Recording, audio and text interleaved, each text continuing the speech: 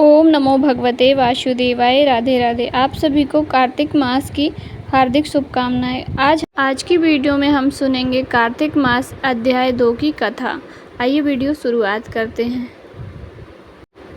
कार्तिक माह में कार्तिक स्नान की कहानी। एक नगर में एक ब्राह्मण दंपत्ति रहते थे।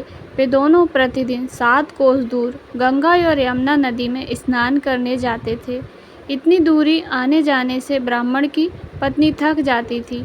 एक दिन उसने अपने पति से कहा कि हमारा एक पुत्र होता तो कितना अच्छा होता। पुत्र का विवाह करते, हमारी बहू आती तो हमें घर पर वापस आने जाने में खाना बना हुआ मिलता। कार्तिक के महीने में अपने जीवन में कोई ना कोई अपनी नियम पत्नी जरूर की बात बनाएं। सुनकर चाहे ब्राह्मण आप ने यह नियम कहा बनाएं कि कि रोज तूने आप बात तो भगवान सही नारायण कही को, है, भगवान विष्णु चल को मैं तेरे लिए एक बहू ला ही देता हूँ। अर्पित करेंगे। ब्राह्मण ने या आप कहा यह नियम बना कि सकते एक हैं पोटली में आटा डालकर कुछ मोहरे रख दे। ब्राह्मण के कहे अनुसार उसने अर्थात ब्राह्मणी ने पोटली बांधकर दे दी। पोटली लेकर ब्राह्मण चला गया। ब्राह्मण को सफर के दौरान यमुना नदी के किनारे बहुत ही सुंदर लड़कियां दिखाई दी। वे रेत में घर बनाकर खेल रही थी।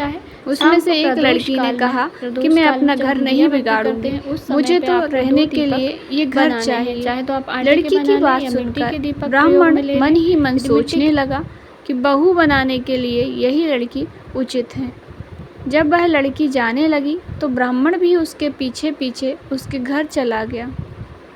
वहां जाकर ब्राह्मण ने उस लड़की से कहा, बेटी, कार्तिक मास चल रहा है, इसलिए मैं किसी के घर खाना नहीं खाता हूँ।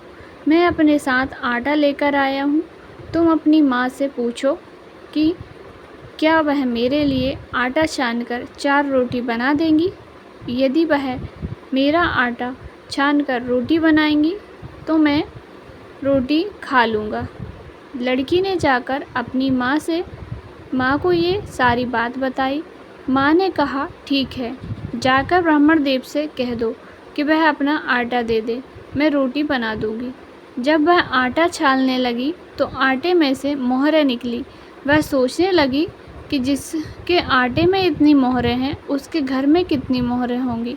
जब ब्राह्मण खाना खाने बैठा था तो लड़की की माँ ने उस ब्राह्मण से पूछा, क्या आपका कोई लड़का है और क्या आप उस लड़के की सगाई करने जा रहे हो।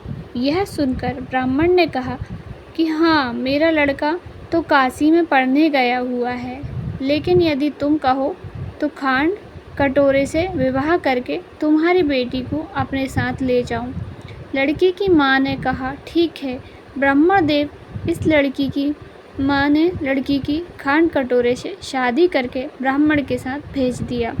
ब्राह्मण ने घर आकर कहा, रामू की माँ, दरवाज़ा खोलकर देख, मैं तेरे लिए बहू लेकर आया हूँ। ब्राह्मण की पत्नी भीतर से ही बोली, हमारे तो कोई बेटा बेटी नहीं है, तो बहू कहाँ से ले आए। दुनिया ताने मारती थी, अब क्या आप भी मारने लगे हैं। ब्राह्मण ने कहा, तू दरवाज़ा खोल कर तो देख। जब ब्राह्मणी ने दरवाज़ा खोला तो सामने बहू को खड़ी देखा। उसने बहू का स्वागत किया और आदर सत्कार से अंदर ले गई।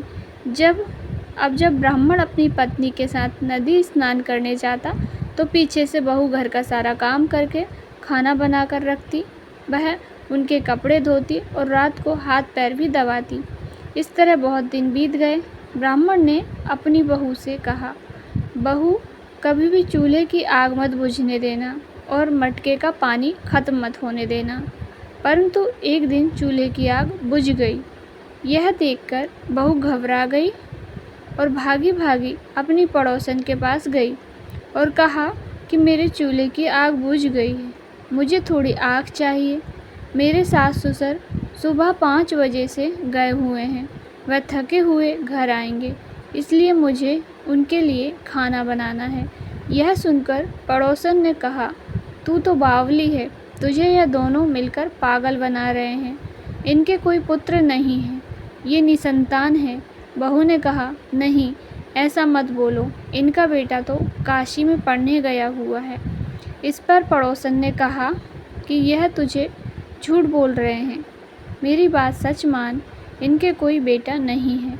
अब बहू पड़ोसन की बात में आ गई और कहने लगी, अब आप ही बताओ मैं क्या करूं। पड़ोसन ने कहा कि करना क्या है। जब तुम्हारे सास ससुर आएँ तो जली हुई रोटियां बना कर देना, बिना नमक की दाल बना कर देना, खीर की करछी में दाल में और दाल की करछी खीर में डाल देना।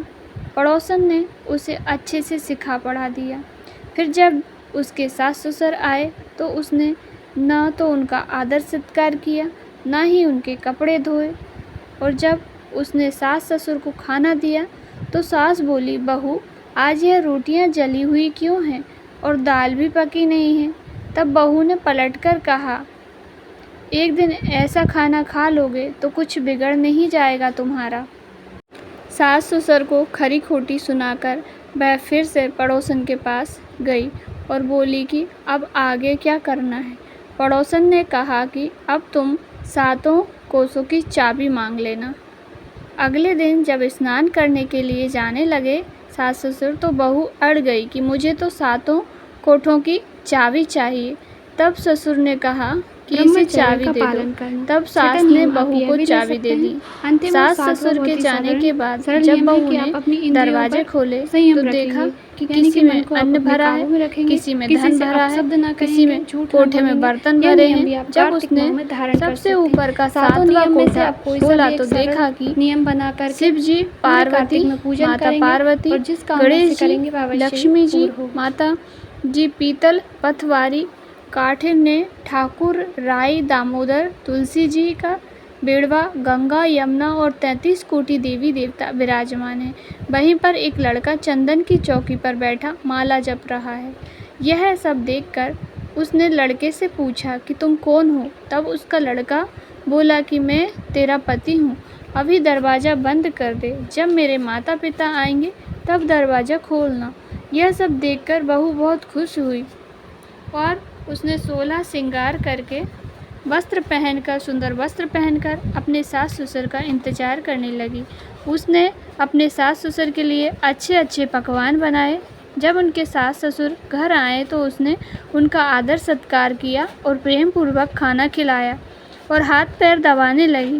पैर दबाते दबाते बहू ने कहा कि माँ, आप इतनी दूर गंगा यमुना स्नान करने के लिए जाती हैं तो आप थक जाती हो, इसलिए आप घर पर ही स्नान क्यों नहीं करती हो।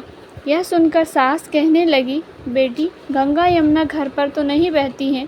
तब उसने कहा, हाँ माँ जी सही कह रही हैं, चलो मैं आपको दिखाती हूँ। जब बहू ने 7वां कोठा खोलकर दिखाया तो उसमें शिव जी, माता पार्वती, गणेश जी, लक्ष्मी जी, पीपल पथवारी, कार्तिक के ठाकुर, राई, दामोदर, तुलसी जी का बिड़वा, गंगा यमुना बह रही हैं और 33 कोटि देवी देवता विराजमान हैं।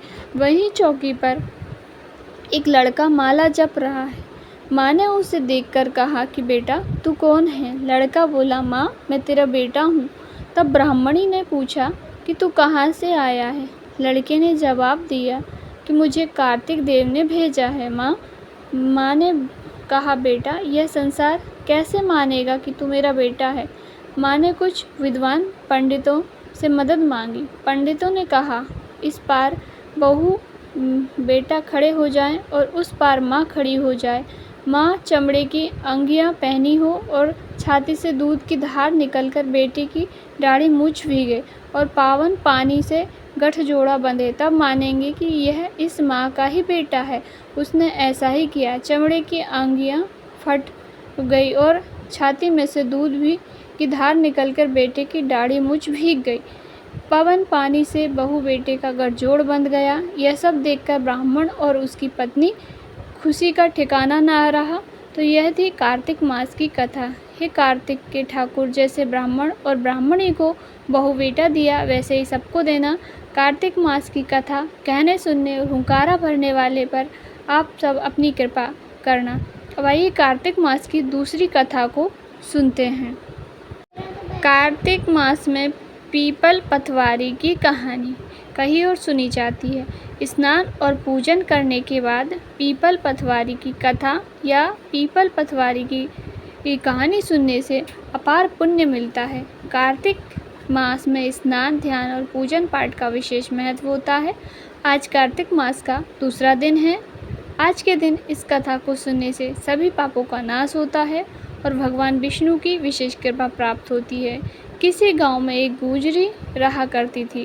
वह दूध दही बेचकर अपने परिवार का पालन पोषण करती थी। एक दिन उसने अपनी बहू को बुलाकर कहा, बहू आज तू जा दूध दही बेचकर आ। बहू दूध दही बेचने चली गई तो रास्ते में उसने देखा कि कार्तिक मास में औरतें पीपल सींचने आई हुई हैं, तो उन्हें देखकर बैठ गईं और औरतों से पूछने लगी कि तुम यह क्या कर रही हो। औरतों ने कहा कि हम पीपल महादेव की पटवारी सींच रहे हैं।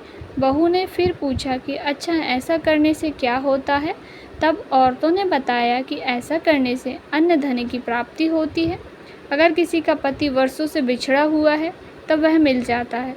औरतों की सारी बात सुनकर वह गुजरी बहू बोली कि तुम तो पानी से सींच रही हो, मैं तो दूध दही से सींचूंगी। अब गुजरी की बहू हर रोज़ आती और दूध दही से पीपल की पटवारी को सींच जाती। उसकी सास उससे वापस लौटने पर हर रोज़ पैसे के बारे में पूछती तो वह कह देती कि माँ जी कार्तिक का महीना ख़त्म होने दो, तब मैं सारे पैसे लाकर दे दूँगी। कार्तिक का महीना पूरा होने पर पूर्णिमा आ गई। तब वह गुजरी की बहू पीपल की पटवारी के पास धरना देकर बैठ गई। पीपल ने उससे पूछा कि तू यहाँ क्यों पड़ी हुई है। गुजरी की बहू बोली, मेरी सास दूध दही के पैसे आज मांगने वाली हैं, लेकिन मैंने तो पूरे महीने पीपल के पेड़ को दूध और दही से सींचा है, अब मुझे पैसे चाहिए। पीपल ने कहा, मेरे पास पैसे नहीं हैं, यह भाटे डंडे पत्ते और पान पड़े हुए हैं, यह सब ले जा और गुल्लक में ले जाकर रख देना। बहू घर पहुंची।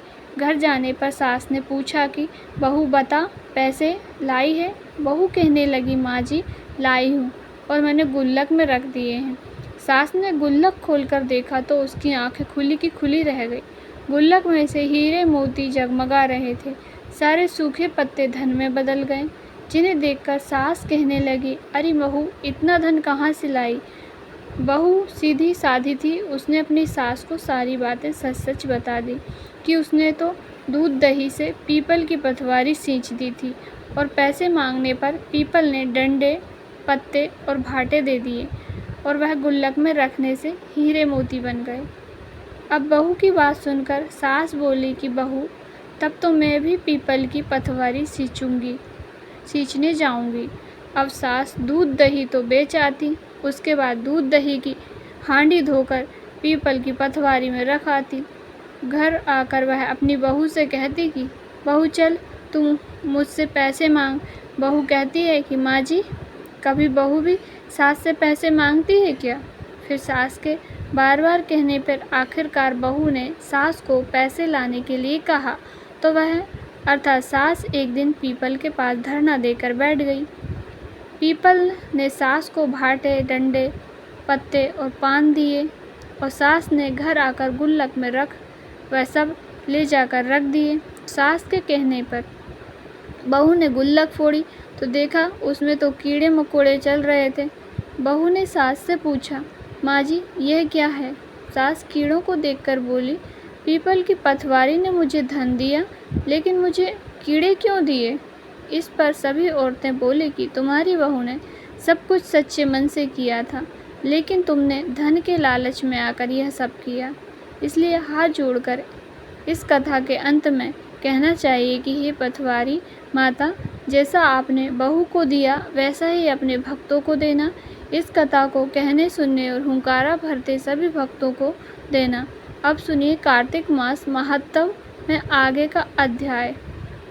कार्तिक मास के लिए श्रेष्ठ कार्यों, तुलसी जी की महिमा और पूजा आराधना के बारे में इतना सुनने के बाद देवर्षि नारद जी ने भी ब्रह्मा जी से प्रार्थना की कि हे जगत पिता, अब आप मुझे कृपया करके उस उत्तम देवता के बारे में बतलाइए जिनका पूजन इस माह में किया जाता है। ब्रह्मा जी ने उत्तर दिया, वत्स, गंडकी नदी के उत्तर की ओर गिरजा के दक्षिण में 40 कोस की भूमि महाक्षेत्र कहलाती है। वहाँ पर शालिग्राम और गोमती चक्र पाए जाते हैं।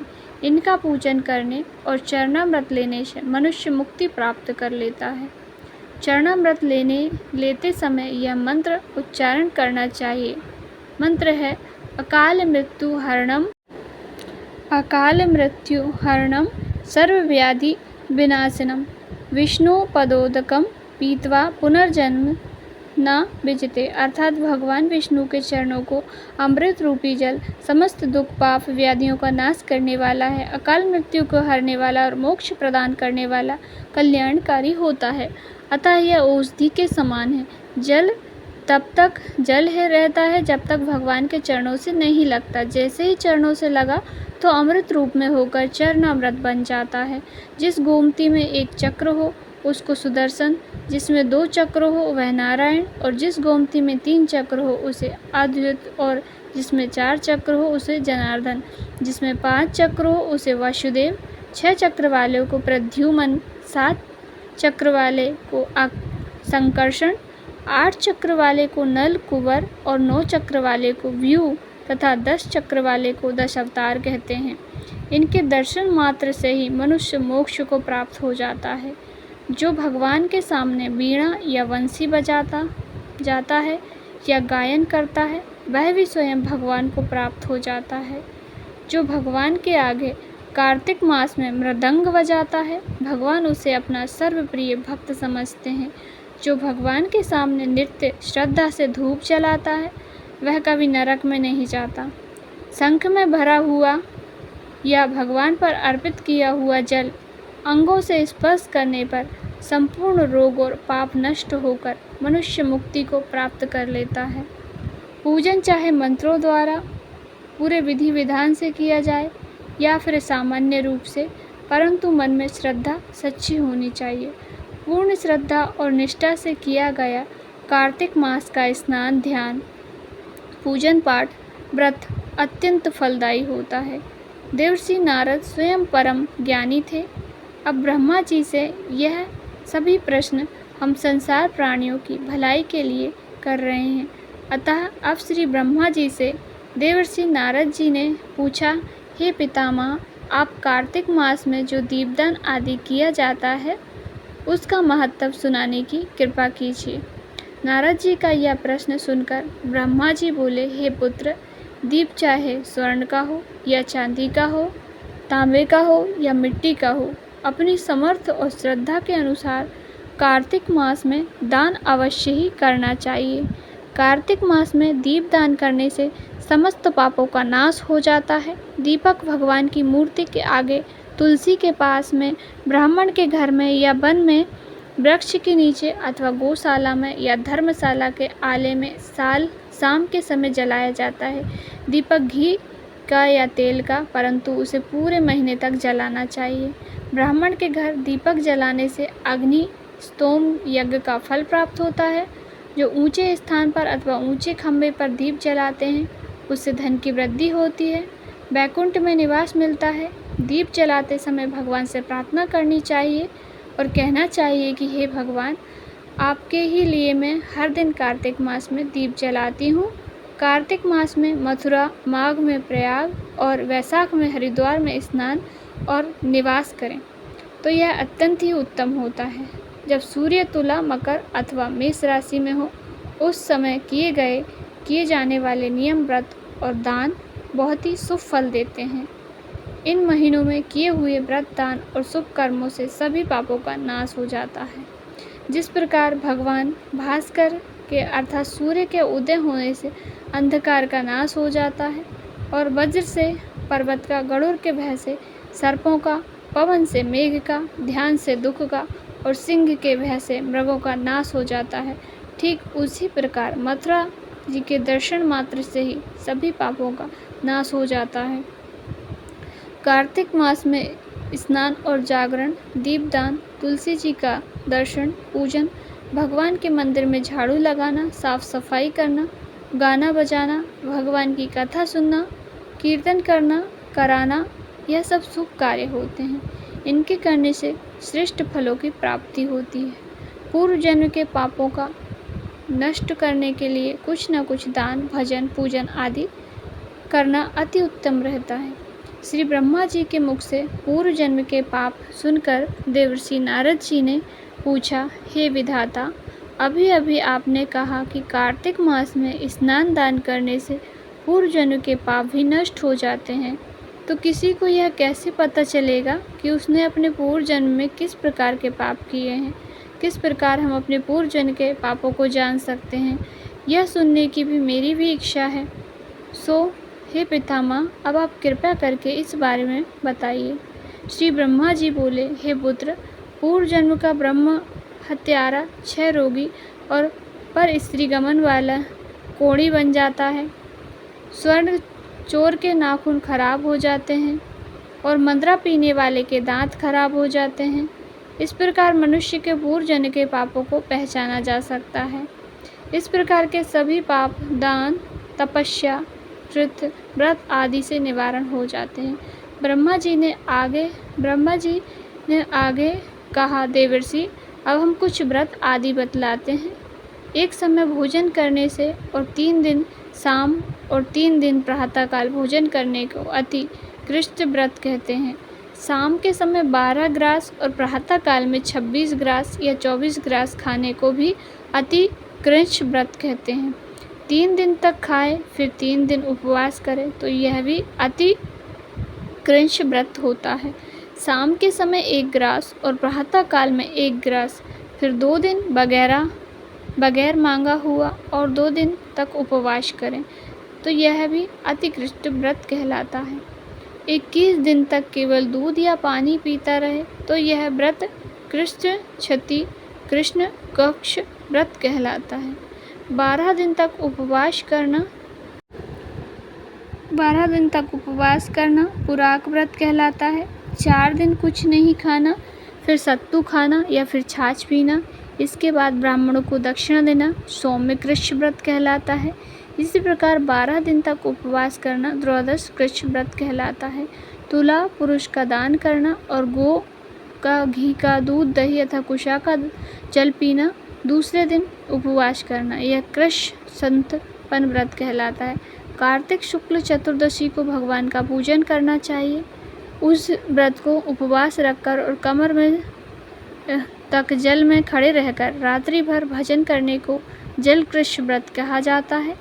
जो इस प्रकार व्रत को करता है वह वैकुंठ को प्राप्त कर लेता है। कार्तिक शुद्ध सप्तमी को घी खाकर फिर एकादशी को उपवास करने से पितामह कृष्ण व्रत कहा जाता है। यह पितामह कृष्ण व्रत करके दिन में भगवान श्री कृष्ण चंद्र का पूजन करें तो करने वाला तीनों लोकों में पवित्र होकर वैकुंठ लोक को प्राप्त कर लेता है। कार्तिक शुद्धि छठ से 3 दिन तक उपवास करने से महेंद्र कृष्ण व्रत हो जाता है। इसे कर मनुष्य दुर्लभ वैकुंठ में लोक में वास कर पाता है। 3 दिन अन्न भक्षण करने और 3 दिन उपवास करने से पत्र पंचक व्रत हो जाता है। इसे वैष्णव कृष्ण व्रत कहा जाता है। अगर एकम से पंचमी तक केवल दही खाएं, फिर एकादशी और द्वादशी को भगवान का पूजन करें तो उसे परम कृष्ण व्रत कहा जाता है। इसके करने से श्वेत द्वीप में वास मिलता है। जो शुक्ल पक्ष के एकम से प्रतिदिन एक ग्रास कम करता है और अमावस्या को कुछ नहीं खाता है तो वह चंद्रायण व्रत कहलाता है। 1 ग्रास 2 तोले अथवा 25 ग्राम के लगभग मानना चाहिए। एक बार में जितना भोजन आसानी से मुंह में आ जाए इतना ही ग्रास होना चाहिए। कृष्ण पक्ष के आदि में अर्थात शुरुआत में 14 को 5 ग्रास और फिर हर दिन 1 ग्रास बढ़ाकर एक पक्ष में 240 ग्रास पूरे करने चाहिए। इसे भी चंद्रायण व्रत कहते हैं। जो व्यक्ति कार्तिक सुबुद्धि सप्तमी, अष्टमी, नवमी और दशमी को जल कमल खाएं, फिर एकादशी को उपवास करें तो यह लक्ष्मी व्रत कहलाता है। इस व्रत को करने वाले पर लक्ष्मी जी की विशेष कृपा रहती है और अंत में उन्हें भगवान विष्णु के वैकुंठ लोक में निवास मिल जाता है। प्रतिदिन प्रातः काल में 4 ग्रास और संध्या काल में न खाने से शिशु चंद्रायण व्रत होता है। पूरे कार्तिक मास में तुलसी जी का और आंवले का पूजन करना चाहिए। अगर स्त्री व्रत करे तो अपने पति की दीर्घायु की कामना भी करें। व्रत समाप्ति के बाद किसी ब्राह्मण को गो दान या अपनी समर्थ के अनुसार दान, दक्षिणा, भोजन आदि देना चाहिए। इन व्रतों को करने से व्रत करने वाला भगवान का प्रिय पात्र तो बन ही जाता है, इस लोक से भी वह सभी सुख और ऐश्वर्य को भोग कर अंत में मोक्ष की प्राप्ति को कर लेता है। ऐसा कहकर श्री ब्रह्मा जी कुछ देर के लिए मौन हो गए। जय श्री हरि विष्णु, जय माता लक्ष्मी। आज का अध्याय समाप्त हुआ। अब कल सुनेंगे कार्तिक अध्याय 3। जब तक के लिए जय श्री कृष्ण। ओम नमो भगवते वासुदेवाय।